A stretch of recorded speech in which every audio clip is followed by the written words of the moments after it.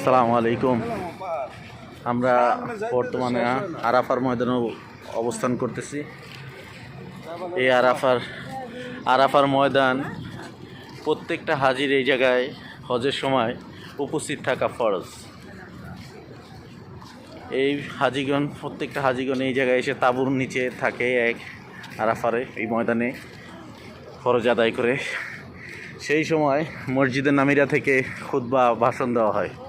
আমরা যে সামনে পাহাড়টা দেখতেছি সেটাই আরাফার ময়দানের পাহাড় একমাত্র। এই পাহাড়টার নাম হইল জাবালে রহমা। এই জাবালে রহমা অনেক তাৎপর্যপূর্ণ একটা পাহাড়, আমরা সেটা দেখতে যাচ্ছি, আপনারা সবাই সাথে থাকুন। এই জাবালে রহমা হজরত আদম আলাইহিসসালাম এবং হজরত হাওয়া আলাইহিসসালাম পৃথিবীতে যে তারা মিলিত হয়েছিল এই পাহাড়েই আল্লাহ তাদেরকে মাফ করে দিয়েছেন। 350 বছর তওবা করার পরে তাদের মাফ করে দিয়ে আল্লাহ রাব্বুল আলামিন এই পাহাড়ে তাদের একত্রিত করেছিলেন। সবচেয়ে তাৎপর্যপূর্ণ হলো রাসূল পাক সাল্লাল্লাহু আলাইহি সাল্লাম শেষবার যখন হজ করেছেন সেই বিদায় হজের ভাষণ এই পাহাড় থেকেই দিয়েছিলেন। সেই সময় সোয়া লক্ষ সাহাবায়ে একরাম উপস্থিত ছিলেন। তাদের উদ্দেশ্যে রাসূল পাক সাল্লাল্লাহু আলাইহি সাল্লাম সেই ভাষণ দিয়েছিলেন। সেই ভাষণটা কালজয়ী একটা ভাষণ, আমাদের বিদায় হজের ভাষণ নামে পরিচিত। আমি আপনাদের সবার জ্ঞাতার্থে বলছি, এটা অনেক তাৎপর্যপূর্ণ একটা জায়গা, যেই জায়গায় রাসূল পাক সাল্লাল্লাহু আলাইহি সাল্লামের পায়ের চিহ্ন, সোয়া লক্ষ সাহাবায়ে একরামের পায়ের চিহ্ন এই পাহাড়ে আছে।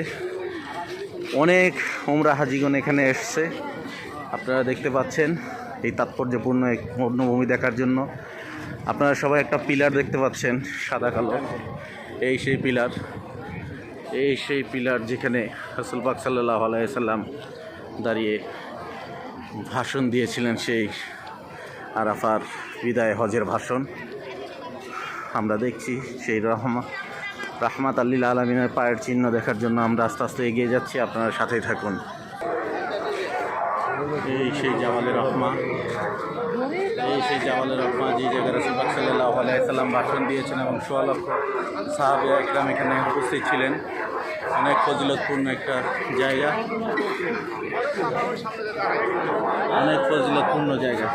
আসেন থাকেন। অনেক ফজিলতপূর্ণ জায়গা, এই জায়গা দেখতে হাজিগণেরা উপস্থিত হয়েছেন। আলহামদুলিল্লাহ সুম্মা আলহামদুলিল্লাহ। ওই যে পাহাড়ে যে মিনারটা দেখা যাচ্ছে একটা, এই জায়গায় দাঁড়িয়ে রাসূল পাক সাল্লাল্লাহু আলাইহি সাল্লাম সেই বিদায় হজের ভাষণ দিয়েছিলেন। আমরা সবাই সচক্ষে দেখলাম। আল্লাহ কবুল করুক। যারা প্রথম দেখতেছেন সবাই বেশি বেশি শেয়ার করে দিবেন, যেন সবাই দেখতে পারে এবং সবাই নিজ চোখে এসে এই ফজিলতপূর্ণ জায়গাটা দেখে যেতে পারে। জাবালে রহমা, আরাফার ময়দানের এক কোনায় জাবালে রহমা।